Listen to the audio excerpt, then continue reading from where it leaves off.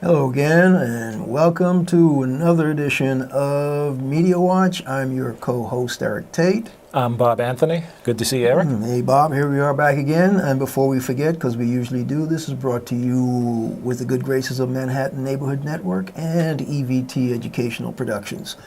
Lots to talk about. May not be a lot of stories, but lots to talk about. And what's been in the news, we're taping on Wednesday, going to air next Monday, next week. But it'll still be being noised about, and that's the protests by the University of Missouri's main campus based on a student hunger strike that grew into a much larger protest. Bob, I know you've been digging into that. Give our viewers a nice background on what transpired. The students at the University of Missouri, apparently this has been simmering for a pretty long time, and they basically said enough is enough. And I guess the football players got together with the coach and other students, and they said in solidarity that they would not play the next game until the university president resigned. And also one of the a well-respected graduate student decided to go on a hunger strike. And he said that he would not give it up a la Cesar Chavez until he got some action, which was the resignation of the university president, which indeed did happen. So the student activism actually did its job in this case. Yeah, it's interesting because the graduate student was basically upset, from what I could read, about the fact that there had been a culmination of incidents that had been happening on the campus within that particular last few months. But from what I've been reading, it seems like this stuff has been simmering for years. Right. And so when the last major thing, I believe somebody stuck a swastika made of human feces on somebody's wall. It was in a campus bathroom, and apparently it was one on of the dorms. Yeah, it was on a newly painted bathroom wall, and I haven't seen any tweeted photos of it, but of course the word got around. Yeah. So in any event, the protests took on a life of its own. Really, Right. Really, and so as a result, the firewall that seemed to have existed among student athletes and the general student body just got blown up. Exactly. And it totally disappeared. And so once the football players discovered this young man was on a strike, hunger strike, Right. and was not going to eat, they said, you know what, this is not good. This is not acceptable. Right. Obviously, they decided that the football game was nothing compared to what had been simmering on campus for so many years, and the last match, of course, was that swastika on the wall. That's basically what the last needle on the haystack, I guess, however you want to put it. But yeah, the white coach of the football team and a lot of other people on campus joined immediately up with the football team. They said, we're not playing, and we need the president of the university to resign. Initially, he said he would not, and like 2 days later, he did. Okay, now we're going to widen that out. We're going to widen out this discussion just like Yes. we're going to widen out this shot. Because the bottom line is this. As Bob and I have talked about in the past, the driving forces on most of these campuses, the thing that runs these campuses are their, especially those, what do you call it? NCAA Okay.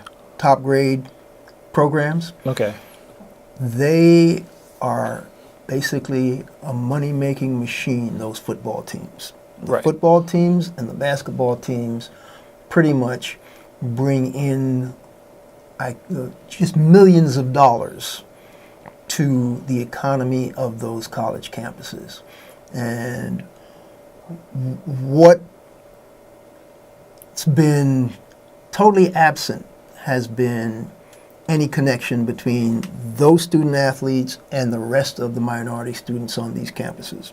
And so, as one commentator that I heard I think it might have been Dave Zarin, great sports writer, and who guests on a number of TV shows on occasion when one of these major stories hits. Zarin was talking about the fact that the college campuses have made it a deliberate policy to keep those student athletes separate and segregated from the general population because they understand just how much clout those student athletes can wield. And the prime example was nothing got done until those football players said, we're not practicing and we're not playing. Now, Bob, you may have the figures. What was going to be the dollar numbers that were going to be lost if they didn't play? Was it Brigham Young? I believe it was BYU, and I think it was a contract which had like $1 million clause. So if they did not or could not play the game, they would have had to pay out $1 million was the number that I heard. Okay. That was the cancellation fee. There you go. And they were willing, well, the students, of course, that was not their issue. But that did prod the university. Let me tell you. The president resigned once that football team said, we are in solidarity with our African-American brothers. And once that team made it known they were not going to be on that field, from a position of, I'm not going to resign, I know we have some problems, was 2 days later, yes, I think I'm stepping down and we need to make my resignation serve as the fulcrum and the touchstone for making things better, et cetera, et cetera. That's exactly what he said. Let this be the start of the healing. And he would not have been saying, let this be the start of the healing, I'm resigning, if $1 million was not disappearing down the tubes when those guys said we're not playing. Well, they call it the Board of Curators there. That's the trustees of the university. They were about to meet to talk about the situation. So he resigned basically in anticipation of what he saw coming down the tracks. You may be right. But as a number of people, not just me, have been saying, that's the sleeping elephant that may now have been awakened. One of those students on that Missouri team said, we're hoping that student athletes around the country take note of what's been happening here.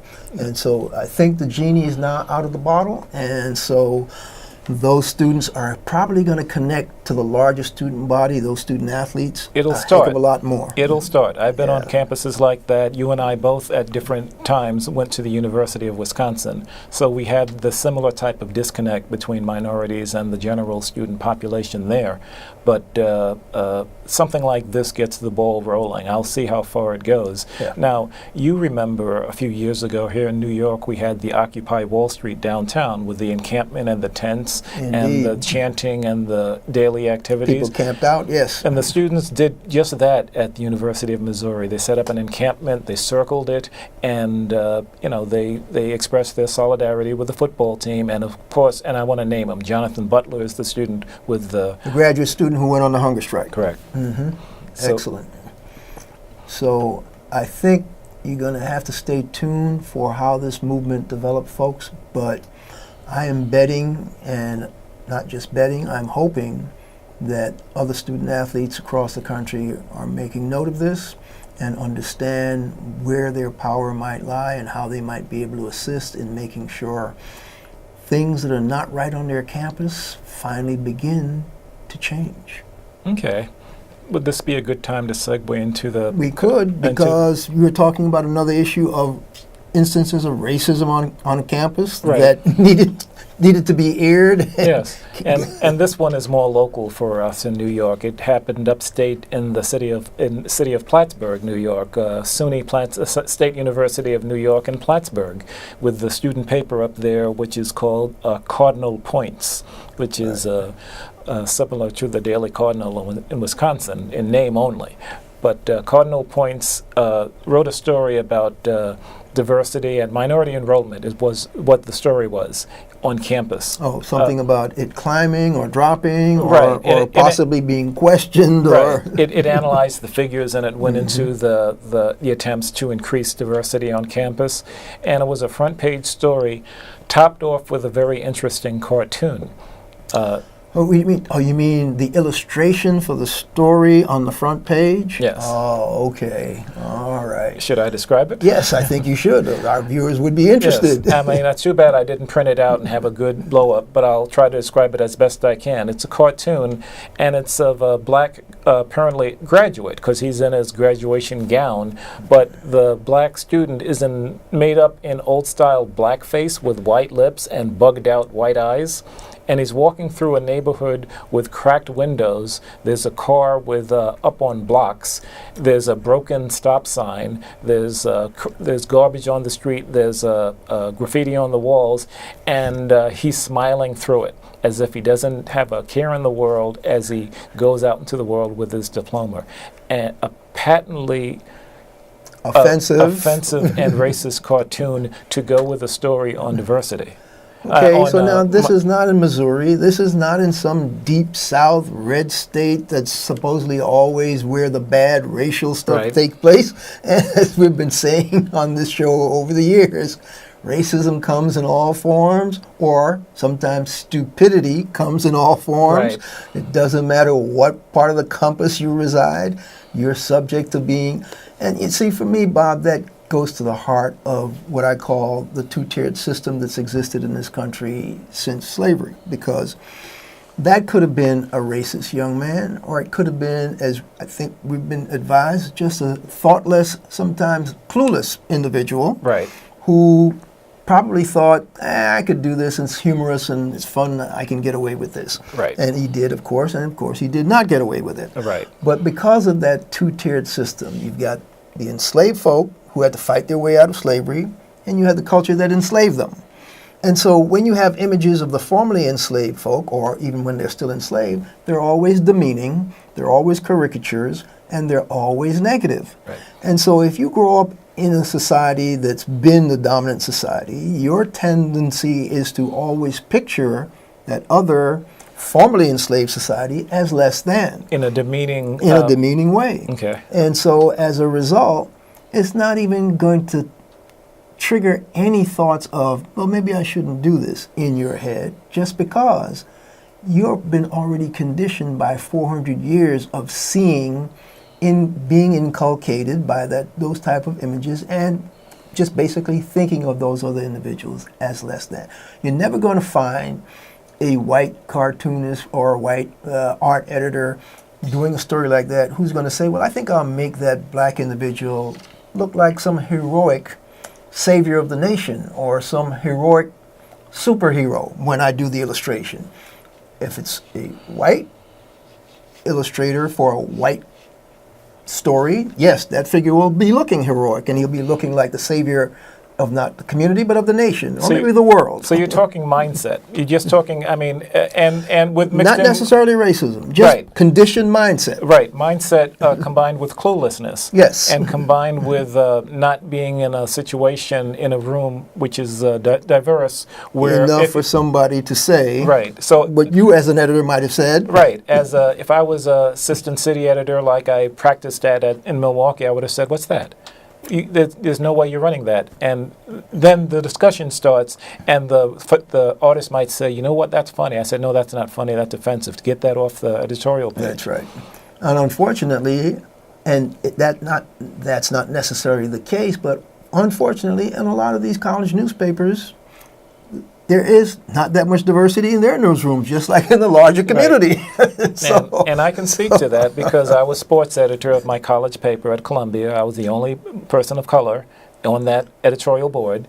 And, I felt outside of things, but I didn't feel threatened or anything like that. I just did what I needed to do. I was sports editor, so I sort of had my own circle. I didn't really need to deal with the other folks that much. But the numbers were dismal. Yes, the numbers were dismal, but I did have a say, and at least I would have been in the composing room. If I had seen something like this, I would have lifted the flagged it. Right. Yes, you could have flagged it, but unfortunately for, what's it called, the Cardinal? Cardinal Points. The Cardinal Points? Yes. They probably had no one in that position that could have flagged it and said, you really don't want to put that out there. As a result, It went out, and guess what? They had to apologize. They Was had there an to- apology? they put an initial apology which they did not sign, and then they had a secondary apology which they did. And so I give them credit for the second one. The first apology, I'll just read briefly Sure. from it because it doesn't satisfy me at all. And it First attempt. yes, it says. I mean, remember, the image was on the front page, Right. and the apology starts out with, "It has come to our attention that the graphic in question," come on, it was on the front page. "It has come to our attention that the graphic in question not only has a disconnect to the article it was created to work with, but it also unintentionally, blackface, unintentionally features offensive and stereotypical elements that misrepresent African American students." The apology goes on unsigned. The secondary apology, I won't fill up the time reading from it, was much better, and it was signed by the editors. Oh, okay. So they got the message. And they had points of improvement. They're going to start this type of diversity initiative and this and that. So okay.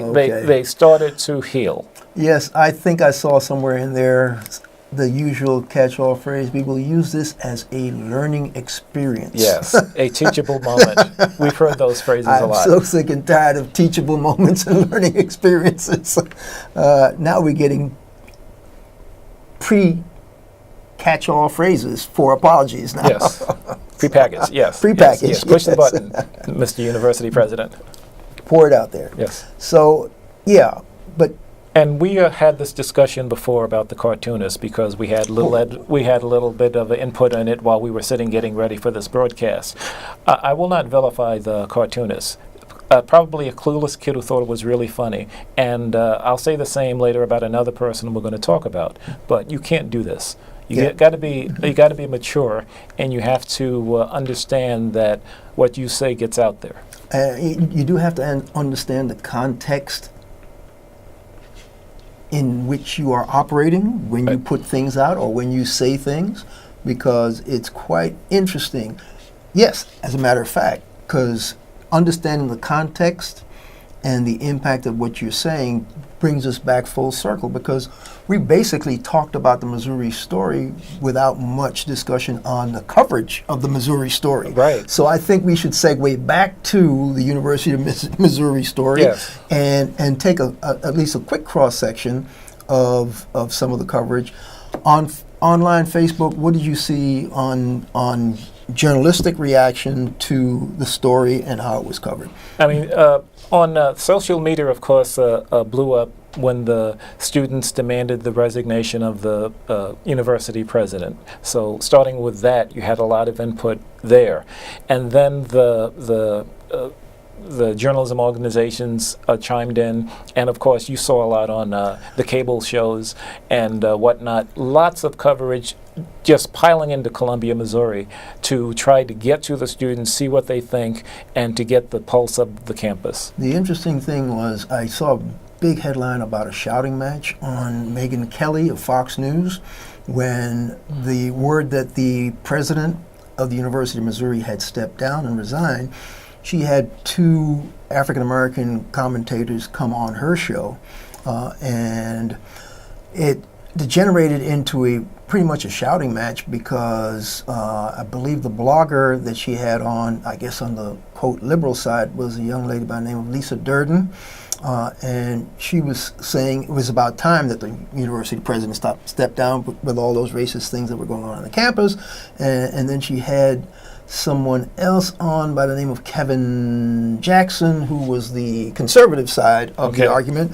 And Kevin Jackson's point was, why should a college president resign? Well, nobody got hurt. What was going? And so Lisa Durden got totally irate about the fact that he didn't think anybody got hurt when a swastika made from human species was plastered on whatever wall it was plastered on. And he went, well, yes, but that wasn't aimed at the black students. That was aimed at Jewish students. Swastikas are against Jews. So Lisa Durden blew up and smoked. And said, well, so you're only upset when black students are maligned and insulted? You're not upset when other individuals? She said, well, who got hurt? Who got hurt? So I'm saying to myself, well, if he doesn't understand who got hurt by a swastika made of human feces, and he doesn't understand that a graduate student felt the racial climate had gotten so bad he had to go on a hunger strike, he doesn't really understand context. No. He really doesn't have a sense of what the heck is going on in the society around him. But, I mean, I would have preferred less shouting and more enlightened discussion of the issue. But that was a very interesting take, an immediate take on that whole part of the story. But your follow-up, which gets to the heart of media and journalism when that thing hit, has to do with the subsequent coverage of the campus. Talk to us a little bit about that. Okay. Because we've got some video I think that we might want to roll in. You want to set it up? Yeah, I'll set it up just briefly. I mean, like I said, there was an Occupy Wall Street type encampment on campus, which the students set up tents, and they were basically, some students set up a ring around the encampment, basically to provide space for those within the ring. But of course, the media was on campus, so they were covering the encampment, they were covering the protests. And one particular journalist, there are probably others that got affected, lots of others got affected, named Tait, a student at the university, but he was freelancing for ESPN. So his campus, he's on campus. He's on campus so doing a story on this story. He's working as a journalist. And so he approaches the line, he's taking pictures, and then there's pushback from some students on the line, and there's some pushback from two other adults, which we'll explain in a second. But maybe we can run the video and let's talk about it. Because this gets to the heart of what we try to talk about on Media Watch, what's going on. So why don't we roll that segment and then we'll get back to it.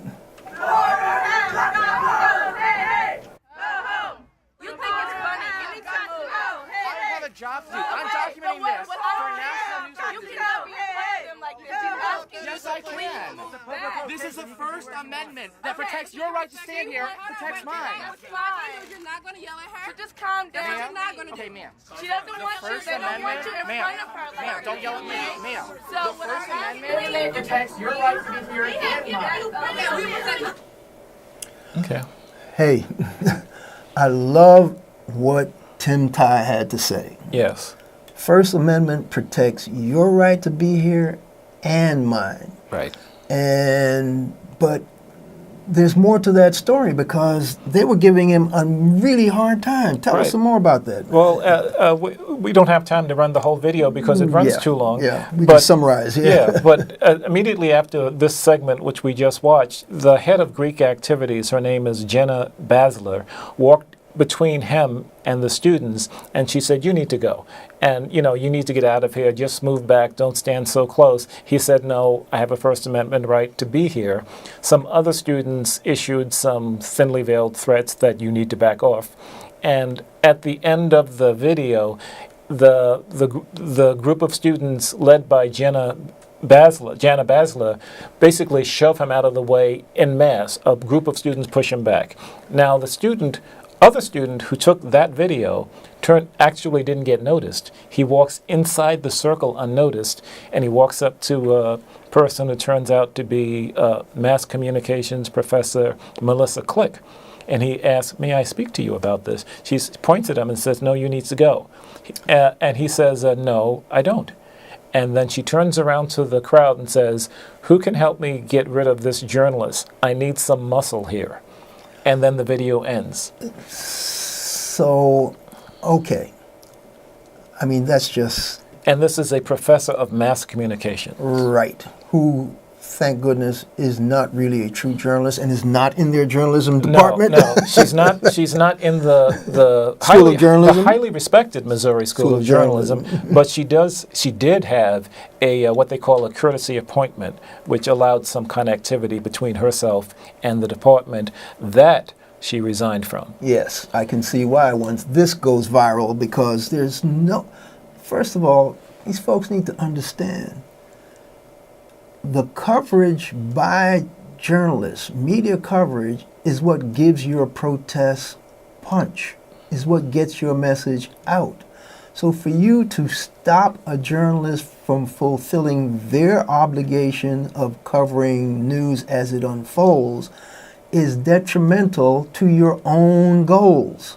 You folks need to understand that, all you students out there who think you want to protest. You can't protest in a vacuum. It does no good for you. Bob? And you can't control the press. There are very few places in the world, and North Korea is one of them, where you can just roll up on the press and throw them out. I mean, it's incredible because we couldn't show it, didn't have time to show it to you. Students had their hand up, blocking the camera. They were chanting, "Ho ho! Reporters got to go," and they were saying that they didn't care about Mr. Tait's First Amendment rights. So, what are students learning? What do students really know about the First Amendment? And the answer seems to be not a hell of a lot. Very little on that campus, evidently. Yeah. So the journalism department needs to start proselytizing Yes. what their mission is, so that they can at least get these young people to understand. But let me tell you the upshot. A day after all of this went viral, the students came back and put a little placard out and said, "The media is welcome here. The media has a First Amendment right to be here." It took this going viral to get that word around, but the students saw the light. Okay. And we have about 2 minutes left. There's a positive outcome to that. Yes. All right. We could do more on this story, and we don't have enough time to do the other story that I really wanted us to touch on. I figured we might have about 5 minutes to do that, but you know we what? only have 2. I'll give you a headline. Yes. And the headline is Despair American Style. Death rates rising for middle-aged white Americans. And there's a Paul Krugman story about this. And then there's another headline, The Dying of the Whites. There's another headline, Death Among Middle-Aged Whites. Why poor white Americans are dying of despair.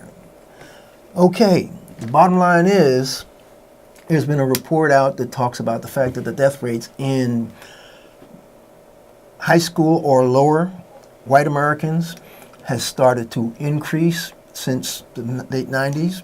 And whereas in Europe, same people, same education, death rate's still going down. Mm-hmm. And so they're attributing it to the fact that these folks have finally come to the realization that they're not going to be as well off as their parents were. Right. It's set in, and so Right. they're turning to drugs, they're turning to all kinds of things, and they're dying young. Suicide, drug addiction, the whole bit. And it ties in, this is a larger issue, we need to get to it again. Yes. But there was a headline about a week and a half ago in New York Times, with heroin addiction hitting white suburbia, there's now a call for softer war on drugs. Yeah, So we'll that, have to, we will leave you with that, folk. we have When about it 20 was, seconds. When it was black folk dying of drug addiction, It and was- yes. it was okay. Yes. Now it's white suburbia. We have to solve this problem. Okay. We'll pick up on this another time. This has been Media Watch. I'm Eric Tait. I'm Bob Anthony. See us on YouTube at Media Watch EVT. And thanks to MNN and EVT Educational Productions.